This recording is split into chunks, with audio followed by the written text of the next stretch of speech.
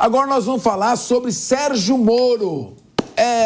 Que será que vai acontecer com o mandato do ex-juiz, ex-ministro da Justiça e Segurança Pública e senador Sérgio Moro?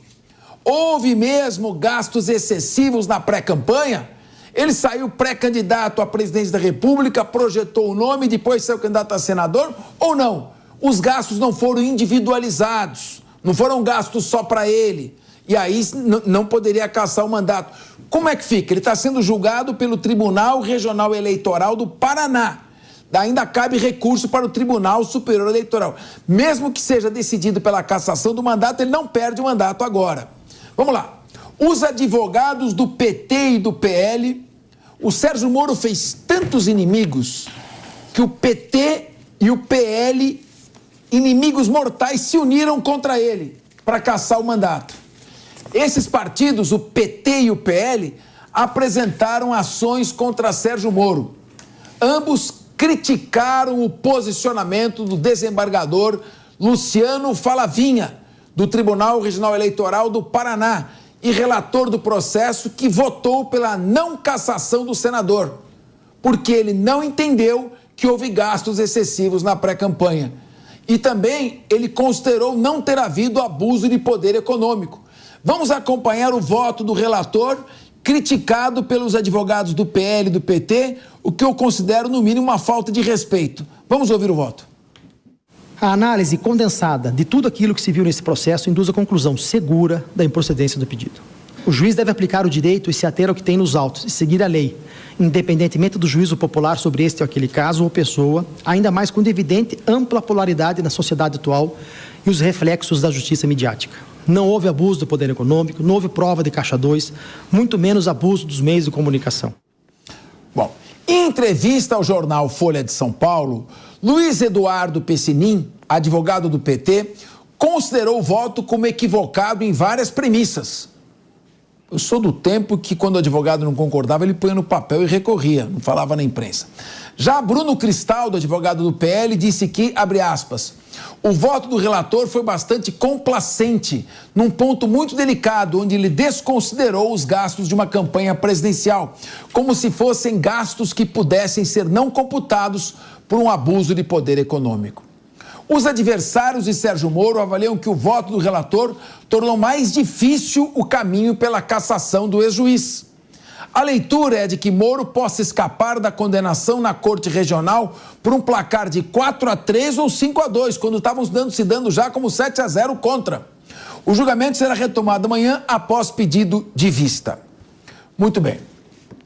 Eu conversei com vários amigos advogados eleitorais, inclusive, que trabalharam no caso, porque aí teve Podemos, PL, PT, ficou todo mundo contra o mandato do Moro. Vai arrumar inimigo assim lá longe, né?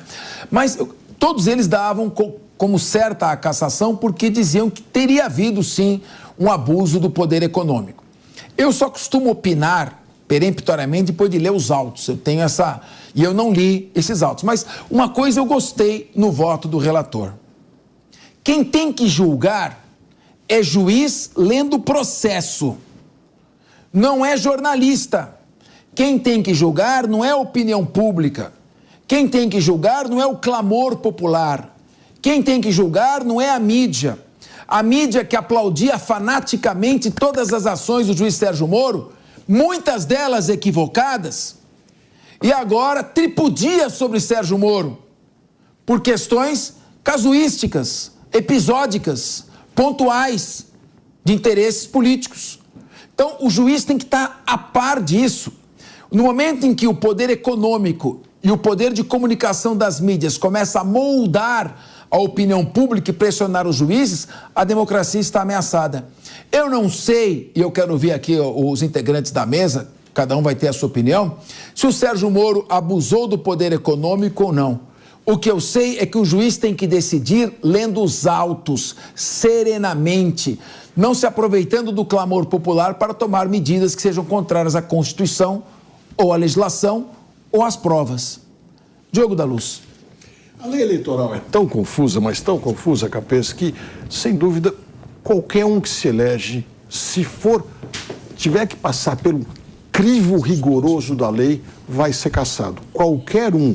é impossível cumprir 100% a legislação. Esse caso típico, gasto excessivo na pré-campanha. O que é isso? Não está definido em números, em valores, em quantidades. Então fica muito difícil de dimensionar quanto foi. Ele fez todos os gastos oficialmente, via partidos, não foi caixa 2, não teve nada de ilegal naquilo que a gente costuma chamar nas atividades normais nossas. Então acho que fica muito subjetivo, mas existe espaço para dizerem isso.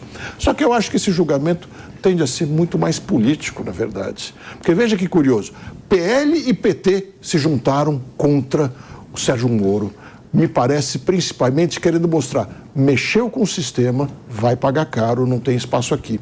Mas aí foi avançando a pesquisa e perceberam que se o Sérgio Moro for cassado e houver nova eleição, quem está na frente das pesquisas? Michele Bolsonaro.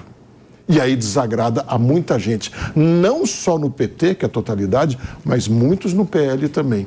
Então já há cada vez mais pessoas dizendo, veja bem, talvez seja melhor o Sérgio Moro ficar no Senado, porque politicamente ele é muito fraco, mas ele funciona como um assessor jurídico, porque ele traz boas ideias e acaba não incomodando ninguém no dia a dia do Senado.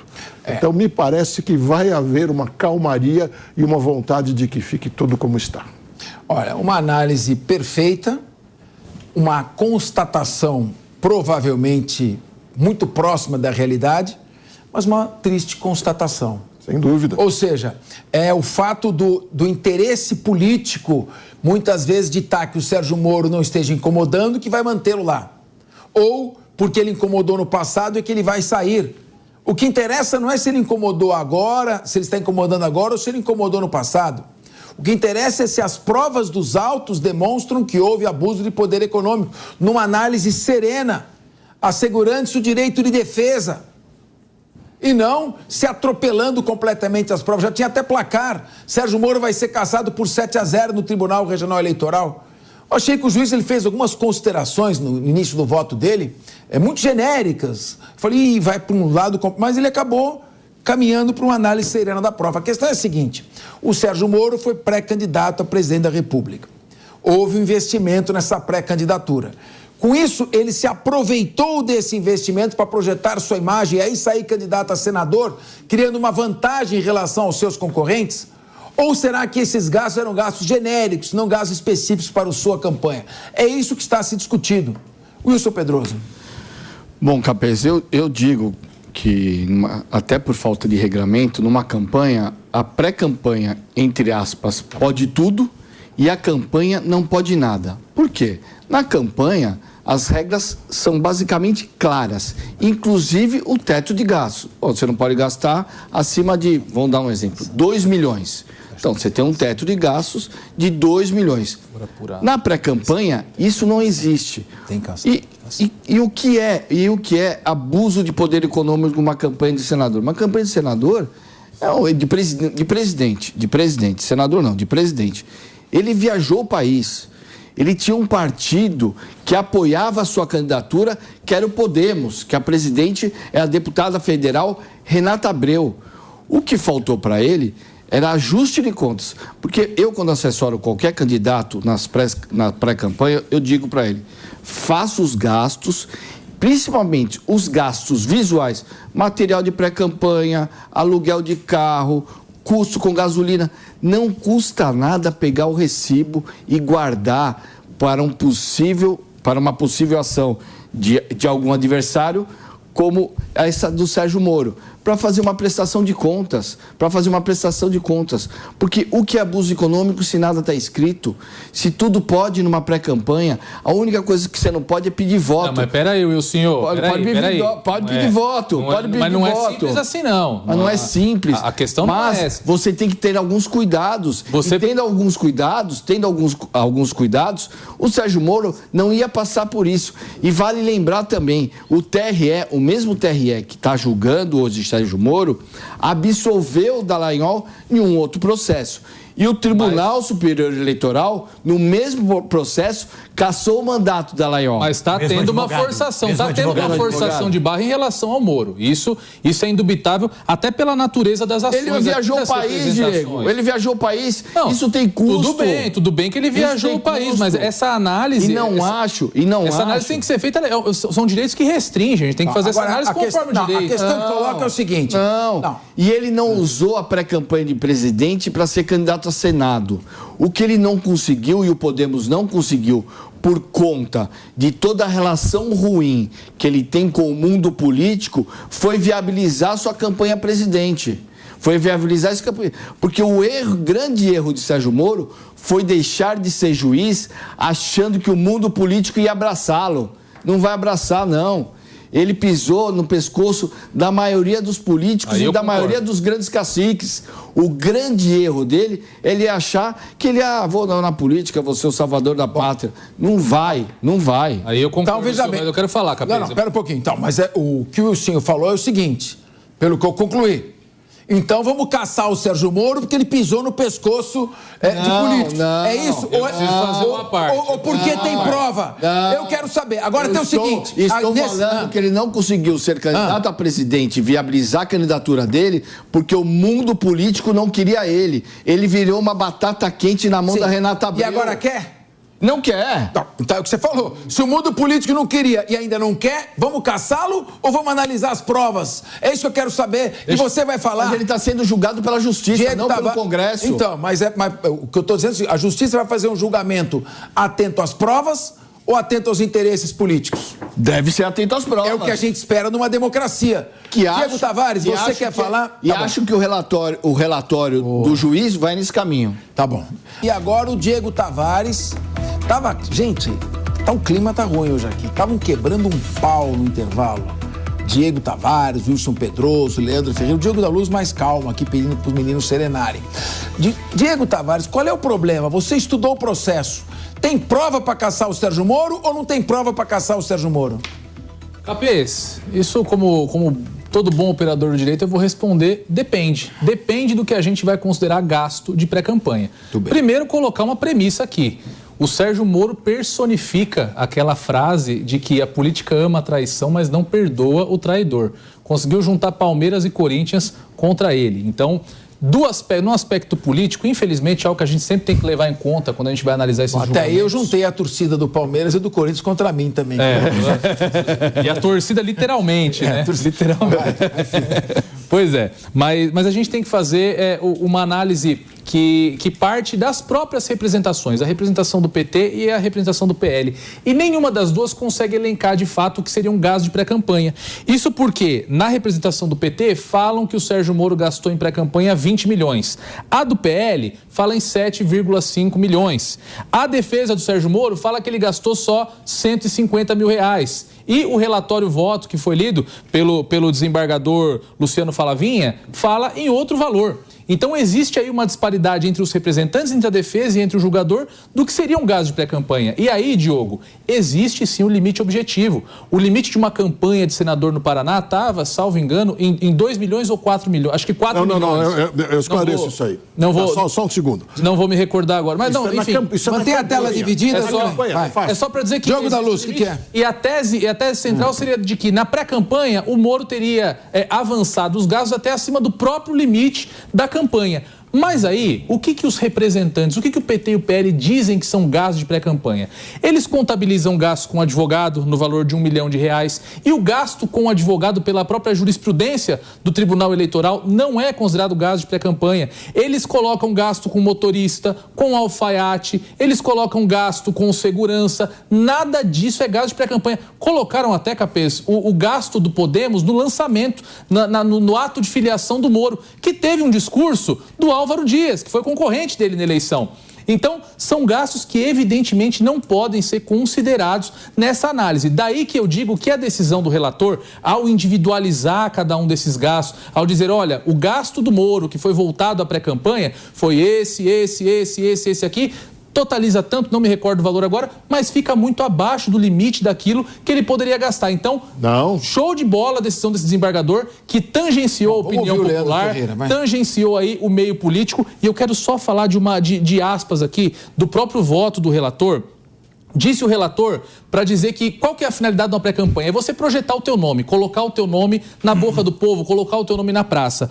O desembargador disse no voto, abre aspas, até as pedras sabem que o investigado Sérgio Moro não precisaria realizar pré-campanha para tornar o seu nome popular, eis que notoriamente conhecido face à ampla divulgação midiática envolvendo a Operação Lava Jato. Então, eu rendo aqui as minhas homenagens ao voto sóbrio do relator e que, contrariando muitas expectativas diante dessa má fama do Sérgio Moro no mundo político, parece estar sendo conduzido por um espírito eminentemente jurídico e não político. Não, mas na campanha existe limite de gasto, sim, e ele extrapolou. Na pré-campanha não existe limite. Mas isso não é objeto da representação. Curiosamente, os advogados entraram justamente para discutir a pré-campanha. Por isso que eu digo, isso é muito mais político, é pressão política, e agora estão aparentemente desistindo dessa pressão. Na campanha, ele cometeu crime eleitoral. Mas aí, Diogo... Porque o limite é 4,4 milhões de reais no Paraná e ele gastou 5,3 milhões de reais e assinou. Gastei mais do que podia e não explicou... Que se abra uma nova representação. Nessa representação isso não pode ser tratado. A petição inicial da representação, ela faz um círculo em volta daquilo que o juízo pode discutir. Esse é o tipo de coisa que o juiz não pode chamar. Vamos deixar os detalhes jurídicos também para o tribunal, né? Estou fazendo aqui uma análise mais genérica. Leandro Ferreira. Capês e colegas, eu desejo ao Sérgio Moro tudo aquilo que ele não garantiu ao presidente Lula. Um julgamento justo, que ele possa se defender, que ele possa apresentar seus argumentos, que ele possa construir o raciocínio e demonstrar com provas que ele não cometeu os crimes dos quais ele está sendo acusado. Então, se ele tiver um julgamento justo, que responda em todas as instâncias, que tenha todos os prazos garantidos, que ele tenha acesso ao processo tal como ele é, coisa que ele não garantiu ao presidente Lula, e isso é reconhecido no Brasil e fora do Brasil, já vai ser, para mim, uma vitória, quer seja um resultado pela cassação, quer não. Agora, o julgamento do Sérgio Moro, ele é um julgamento moral, que ele é um julgamento também na sociedade, né? Ele não estou falando desse processo que os meus amigos advogados aqui têm muito maior capacidade de discorrer a respeito. O Moro já foi julgado e condenado moralmente por toda a barbaridade que ele fez, inclusive ao prejudicar o combate à corrupção, demonstrando que a própria Operação Lava Jato incorreu em erros que a descredibilizam e tornam o combate à corrupção mais difícil, ao invés de torná-lo mais fácil, ao invés de torná-lo mais efetivo. Então, eu espero que o Moro não seja vítima das mesmas práticas que a Lava Jato fez, né? Eu espero que ele tenha seu direito de resposta, de defesa, e eu espero também que ele, e principalmente a cônjuge dele, possa explicar por que a senhora Rosângela Moro obteve 207 mil votos no estado de São Paulo. Você que está ouvindo ou assistindo, votou na Rosângela Moro, saiba que ela mudou de estado. Ela não te representa mais. Ela foi para o Paraná, sabe por quê? Para tentar abocanhar a cadeira de senador, caso o Moro seja cassado. Muito bem. Está aí a fala de todos. Leandro Ferreira desejando que o Sérgio Moro tenha o direito de defesa que não teve o presidente Lula. E acredito que, por analogia, desejando ao presidente Bolsonaro que também ele tenha o mesmo direito de defesa. Já falei isso aqui antes. E que seja feita uma análise técnica das provas e não querer condenar a todo custo.